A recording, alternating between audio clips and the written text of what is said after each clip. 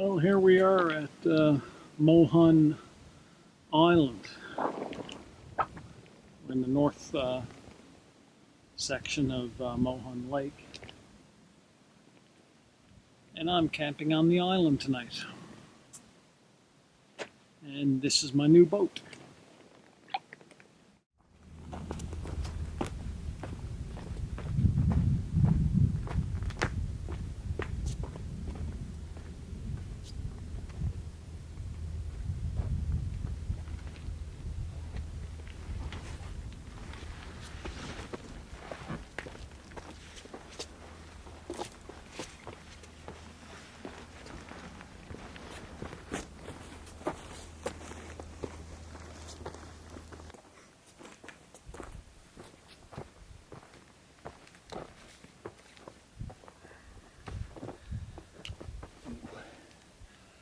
So I bought this Alpacka Mule.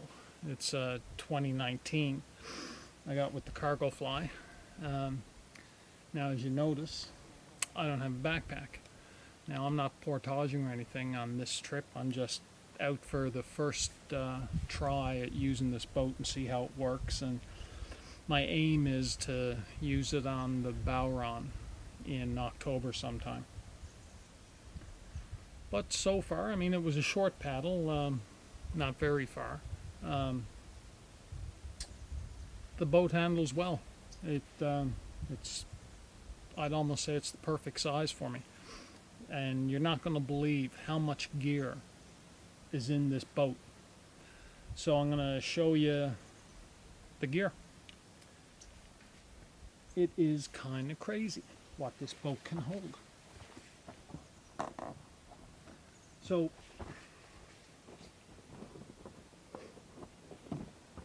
there's a bow bag right here.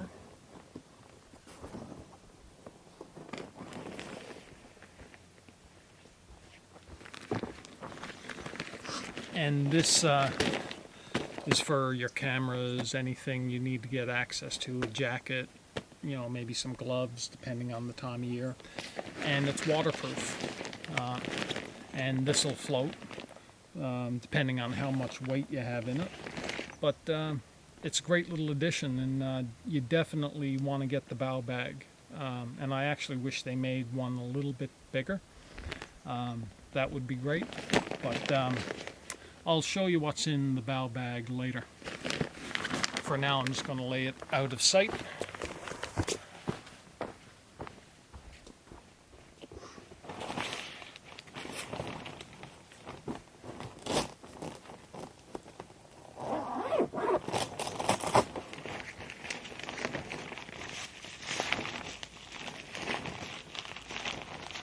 So I got the boat with the spray deck.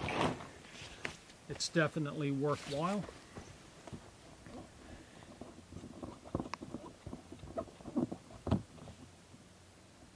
Let's let the air out.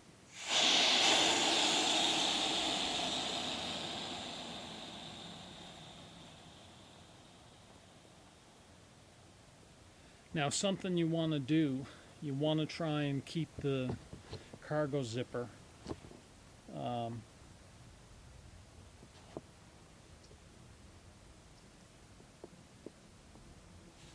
you want to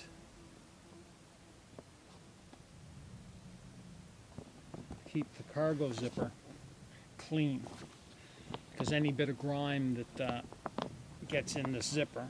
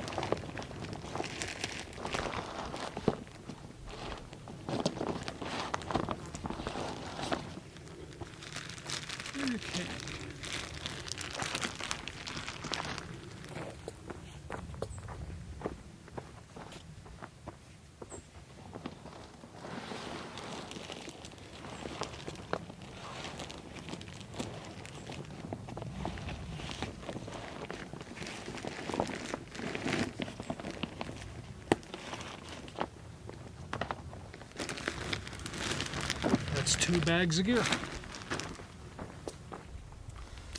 Okay, so this is the stuff sacks. Now, the first time I heard about storing your gear inside your Packraft, I'm like, what manner of voodoo is this? It's a dinghy. I mean, it's a glorified balloon. Now, an amazing glorified balloon, but a glorified balloon nonetheless. But I tell you, it'd be really hard to go back to a canoe. Even though you got a lot of speed with the canoe, and I mean, there's a lot to contend with.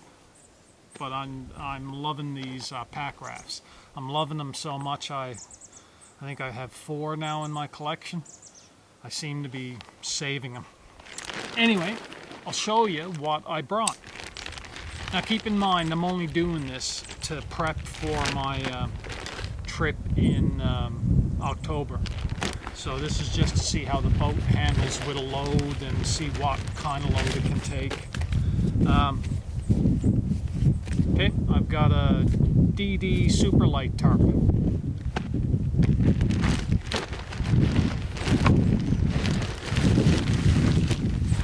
I got another little dry bag in here. Oh, I got a spare inflation bag.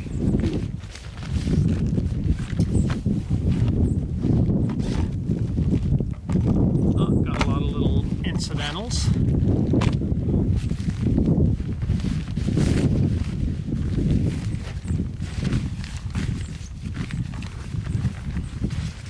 Okay, let's see if we can keep stuff. Okay. Oh, this is a boat repair kit, wire, this is, I guess you'd call it a possibles pouch. If I can't fix it with this, it's pretty well hooped.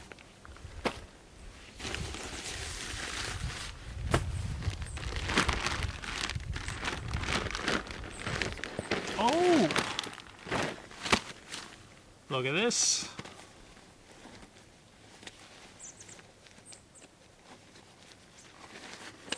Yeah, so a few years ago, Robin bought a couple of those collapsible chairs, and she only paid $20, $25 or something for each chair.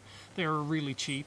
In one of my videos, I was using it in the winter, and it was so cold that the rubber, the plastic parts that join the aluminum struts together just shattered in the winter. Now, I enjoyed having the chair so much that I actually went out and bought one of the Helionox chairs. I bought the ground chair, and I'm going to show you why I bought the ground chair.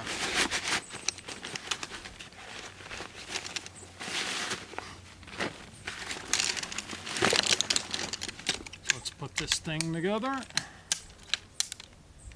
Now, I'm hoping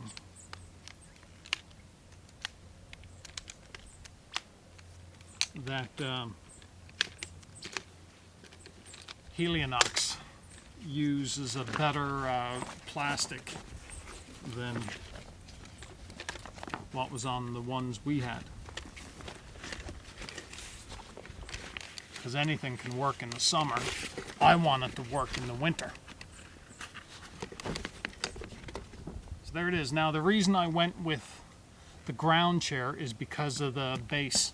I don't know how many of you have the regular chairs that you sit up a little bit higher and there's 4 legs.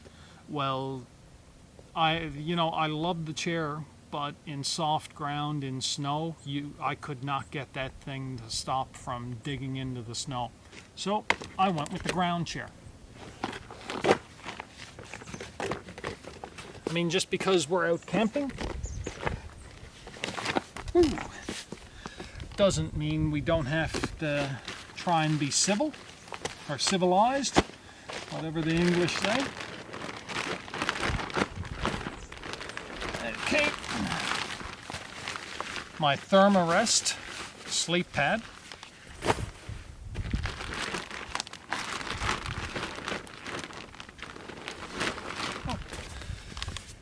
And my MSR mesh house too.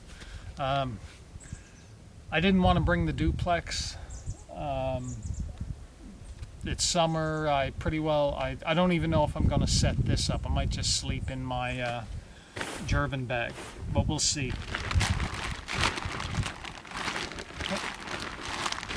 Threw in a roll of paracord.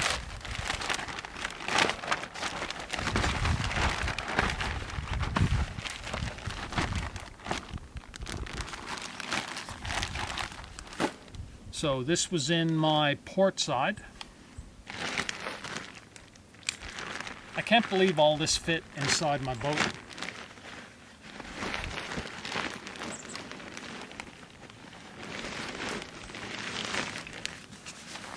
Oh yes, yes.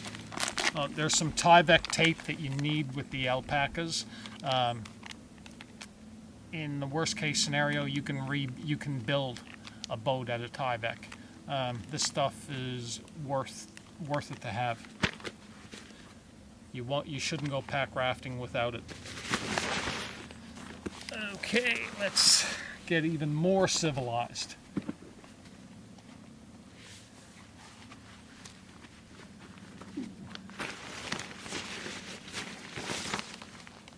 Yes. Oh.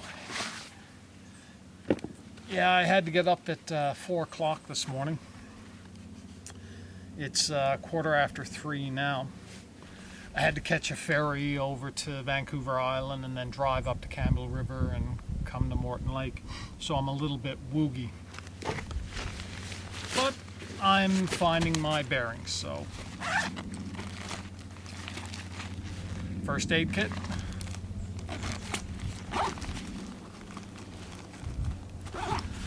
Again, this first aid kit, the bag, you've seen them all in the stores.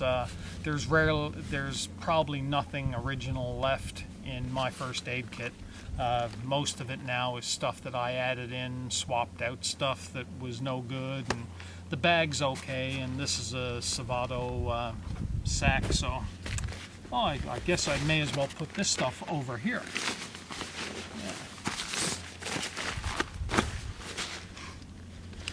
And this is just dry clothes.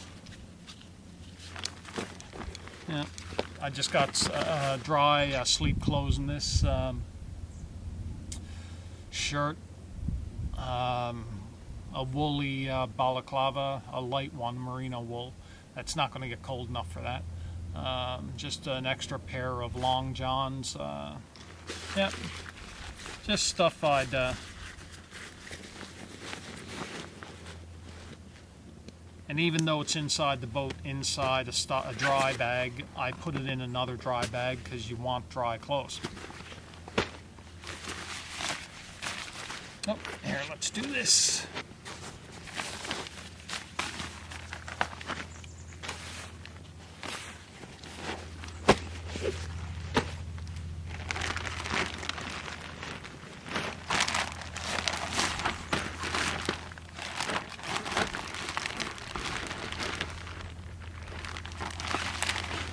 Hey. Well, put that there.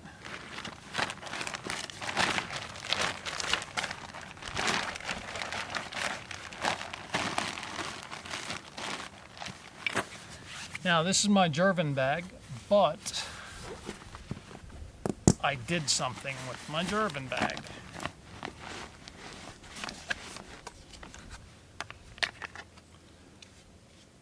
An axe.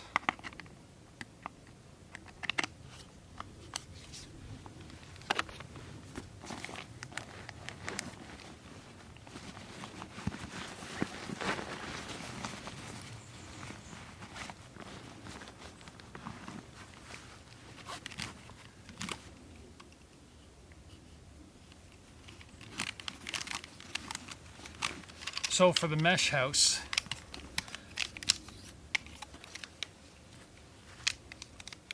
I did take the carbon fiber poles from my duplex tent, and I'll use them for the mesh house. So that's all. That's all this is. That's my GoPro shutting down there. Yeah, these things weigh nothing. They're super poles. Super poles.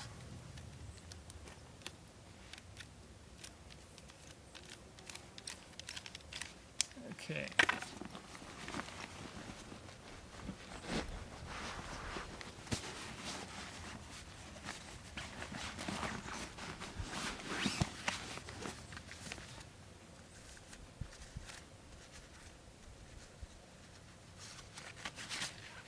And I brought a silky.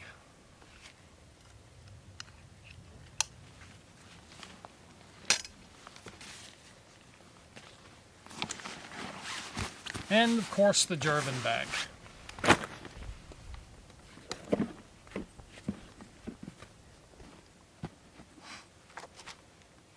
Yeah, so all this was in the tubes.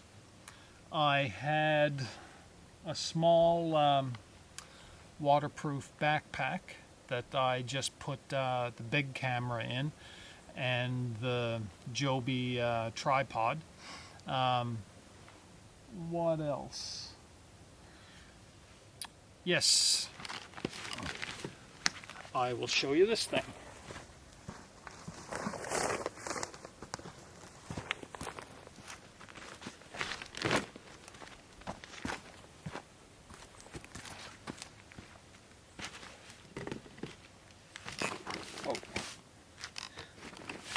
I'm on a hill that way, so not the best spot. Okay, so I got a water bag. I got a puffy jacket. A scarf, schmog, whatever they call them. I don't think anyone knows what these are called. I use this to wrap my camera in the bag just to give it some cushion. Got my water filter. I got a Lucy light.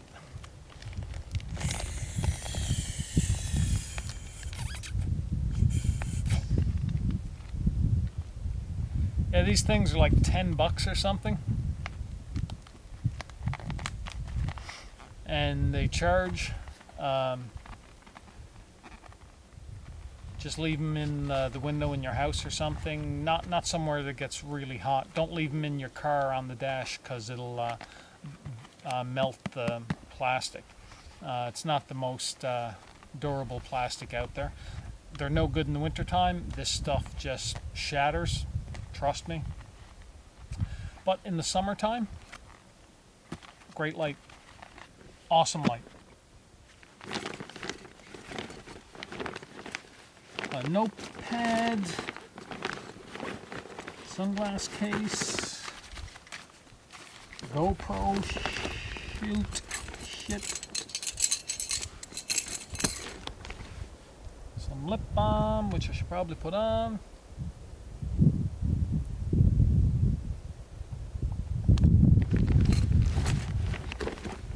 Sunglass case, and my phone. Yeah. So, that's all that fits in that boat. That's unbelievable. Unbelievable. Anyway, I have to set up my tent. I'm gonna boil some coffee. Have some food. I'll switch the GoPro on for that. Yeah, and I'll be touching in with you as the night goes on.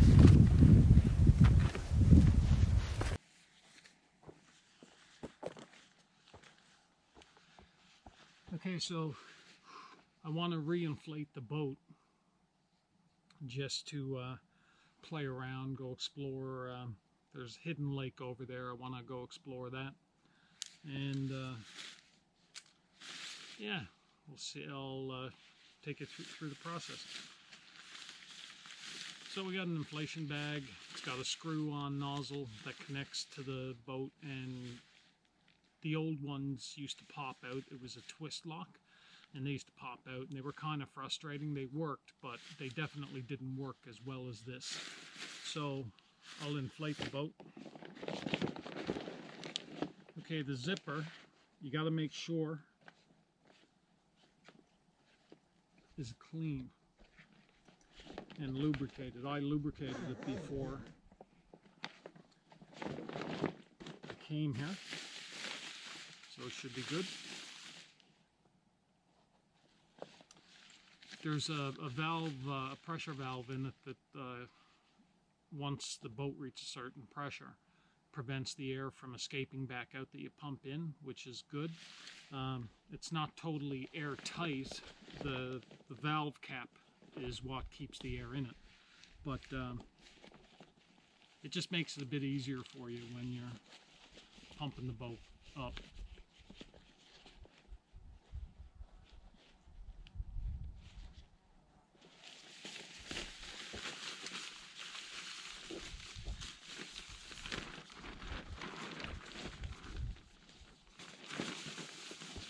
And it's just an inflation bag. Pretty straightforward.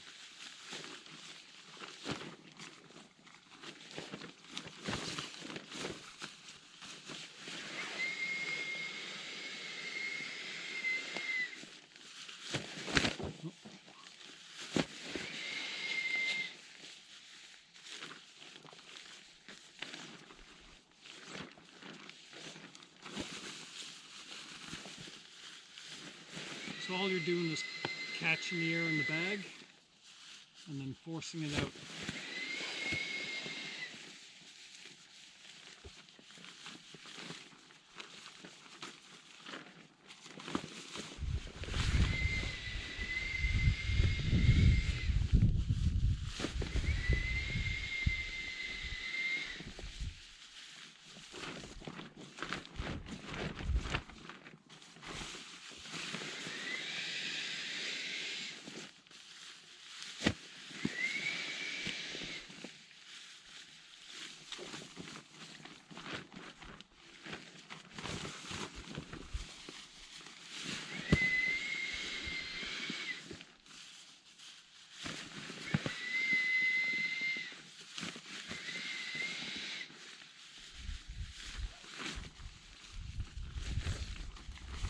Some people seem to have trouble with inflation bags.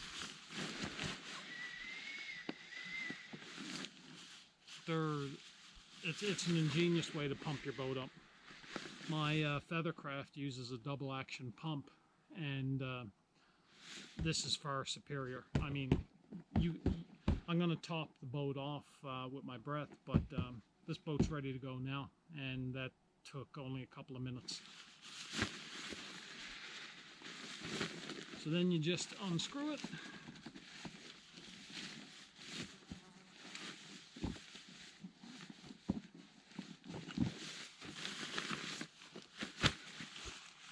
Put the bag aside.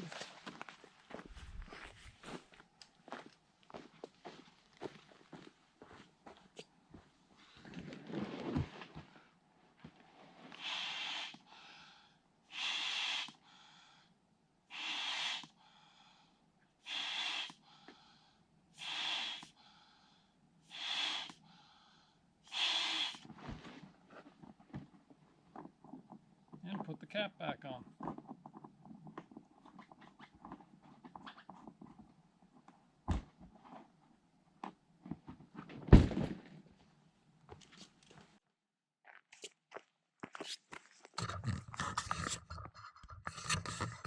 So yeah, there it is.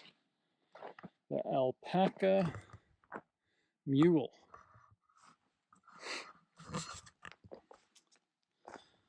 Show you my color scheme. Oh, something else that I did. Okay, so This and this is an add-on. I think it's about $200. They call it the self-bailing floor. So what you get is you get this longer seat cushion, and you get this foot brace right here, and they're size specific. So you order the one that they say order for the mule, and then the one for the yak, you order the one for that, and so on. And there's a sleeve that goes over this and ends down here, so it'll trap this seat. And then this has a little strap down here that'll attach that to the boat. And anyway, when you order the self-bailing floor, you put this in, and then you're supposed to punch holes along underneath, and so this floats you above the water, and any water that goes in will just pass right through the bottom. Now, Alpacka, they don't offer the self-bailing floor and the cruiser deck together, and that's what this is. So this is the cruiser deck, and so there's the cruiser deck.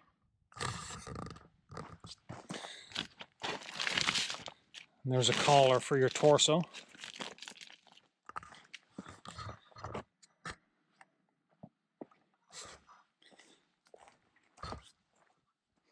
Right?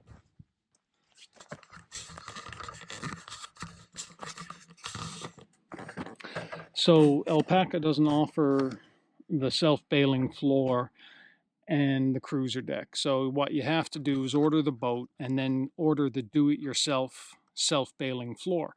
Now, I am not, excuse the Velcro, I am not putting the holes in the floors, but in my opinion, this is a good addition to the boat. Just get the self-bailing floor, don't punch the holes in it, put it in.